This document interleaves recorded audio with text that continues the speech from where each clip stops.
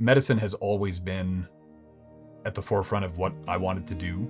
My father was a pharmacist, and he ended up closing his pharmacy when I was in residency. So I stuck around an extra year after pharmacy school.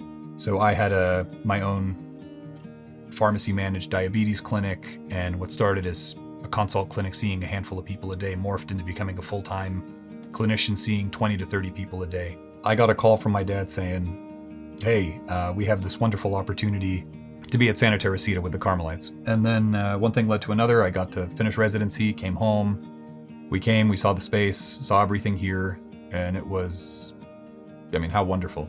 You have nuns and habits walking around all over the place. How lucky am I? The first ever patient is a patient that I still keep in contact with. She has aplastic anemia. She lived right down the street from my parents, and she was 3 weeks older than me. That was the first ever patient I had from City of Hope. And then that relationship, not just with this patient, but the relationship with City of Hope morphed because, nobody was doing bedside delivery services. No one was doing what they could from a financial perspective. Our pharmacy, Pax Pharmacy, we are here to help. We're here to do what we can for anyone who needs that assistance. We are a retail pharmacy, so we do have people that walk in and walk out. We offered free delivery. We go from San Diego to Santa Barbara. The business really is our retail side and our what we call long-term care in the industry. I view it as I want to treat every patient like it's my grandma, my grandpa, my mom, my dad. I've received calls from City of Hope when I'm on the freeway going home, and they said, we have a last-minute discharge. Somebody dropped the ball. Can you please help me?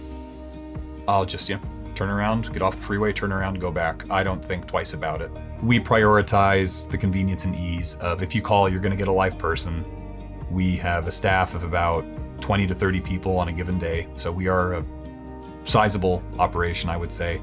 But our niche, I think the one thing that we stand out doing more than anything is our customer service.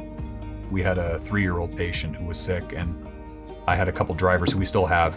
Every time they would go drop off for that little kid, they would bring him food, they'd bring him candy, they'd bring him all sorts of little things. And you knew that they cared so much about not just the job and him, they cared about what we do, because when they would come back, they would ball up in tears that this little 3-year-old had cancer. Pax Pharmacy would not be what it is without my staff. They're the ones who really make it.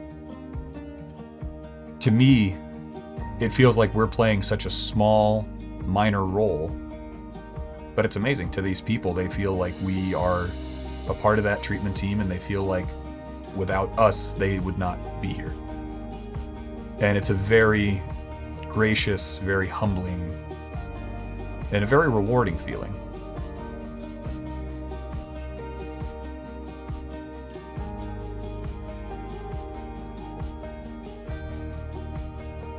I want to encourage people to continue to go to Mass, pray the Rosary.